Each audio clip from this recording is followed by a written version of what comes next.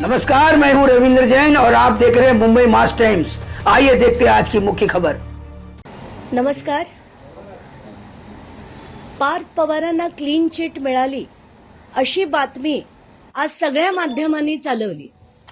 मला माध्यमांना पहिला प्रश्न विचारायचा आहे की ही बातमी किंवा हा अहवाल तुमच्यापर्यंत आला होता का, आणि तो येण्याआधी तुम्ही ही बातमी कशी चालवली?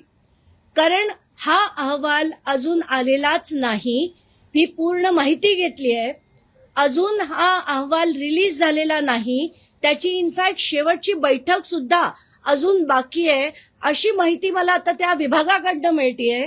तर प्रत्येक माध्यमांनी आज बातमी चालवून टाकली की पार्थ पवारला क्लीन चिट, तर ही कुठचीही क्लीन चिट पार्थ पवारला मिळालेली नाही। दुसरं म्हणजे मागे जी चार्जशीट फाईल झाली होती पोलीस डिपार्टमेंटकडनं, कारण 2 FIR आहेत या प्रकरणात, एक बावधनला आहे आणि एक खडकला आहे। तर बावधनच्या FIR मध्ये, खडकच्या FIR मध्ये जी चार्जशीट झाली होती त्या दोन्ही FIR मध्ये पार्थ पवारचं नाव पहिल्या दिवशीपासून नाहीये।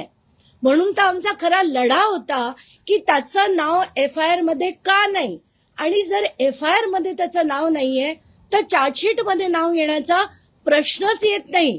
आणि आम्ही हा प्रश्न जेव्हा आधी कलेक्टरांना, सगळ्या अधिकाऱ्यांना विचारत होतो, त्यांचं असं म्हणणं होतं की FIR मध्ये नाव नंतर घातलं जाईल। तर म्हणून आत्ताच्या घटनेला जी चौकशी चालू आहे, चौकशी पूर्ण झालेली नाही।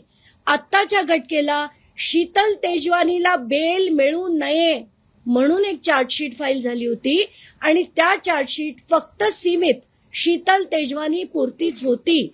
त्याच्यात पार्थचं नाव येण्याचा प्रश्नच उठत नाही। म्हणून मला माध्यमांना विनंती आहे की चुकीच्या बातम्या देऊ नका। पूर्ण महाराष्ट्रात झालंय की पार्थ पवारला क्लीन चिट, पार्थ पवारचं नाव चार्जशीट मध्ये नाही, असं होऊच शकत नाही। आणि आता म्हणूनच मी ते पूर्ण एक प्रिंट आउट काढलंय, तो प्रिंट आउट द्या। हा पॉवर ऑफ अटॉर्नी आहे। शीतल तेजवानी, शीतल तेजवानी आणि पार्थ पवार यांच्यामध्ये झालेलं पॉवर ऑफ अटॉर्नी आहे। याच्यात प्रत्येक पानावर त्यांचं नाव आहे, प्रत्येक पानावर।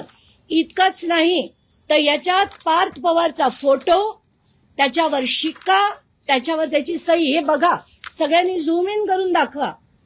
पार्थ पवारचा फोटो, त्याच्यावर त्याची सही, शिक्का, खाली विटनेसची सही, आणि हा जो विटनेस आहे त्याचा इतर कंपन्यांमध्ये त्याच्याबरोबर डायरेक्टर आहे। इतकंच नाही तर हे नोटराइज्ड आहे। याच जमिनीचा व्यवहार पार्थ पवारनी शीतल बरोबर केलेला, ही पॉवर ऑफ अटॉर्नीची कॉपी सुद्धा मी खारगे समितीला दिली आहे। म्हणून खारगे समिती त्यांना याच्यातनं बाहेर काढूच शकत नाही, आणि काढलं तर खारगे समितीला मी धारेवर धरणार आहे। आणि एवढंच नाही तर हायकोर्टापर्यंत याच्या विरुद्ध मी लढा देणार आहे। आताच्या घटनेला या ज्या गोष्टी आहेत त्या महाराष्ट्र समोर यायला हव्यात, म्हणून मी बोलले की कुठल्याही परिस्थितीत मुंडवा घोटाळ्या प्रकरणात पार्थ पवारला बाहेर येऊ शकणार नाही। आणि जरी त्या समितीने अहवाल मॅनिप्युलेट केला तरी हायकोर्टात जाऊन मी लढून ते खरंच खरं जे आहे ते हायकोर्टापुढे मांडणार आहे। माझा लढा मी चालूच ठेवणार आहे।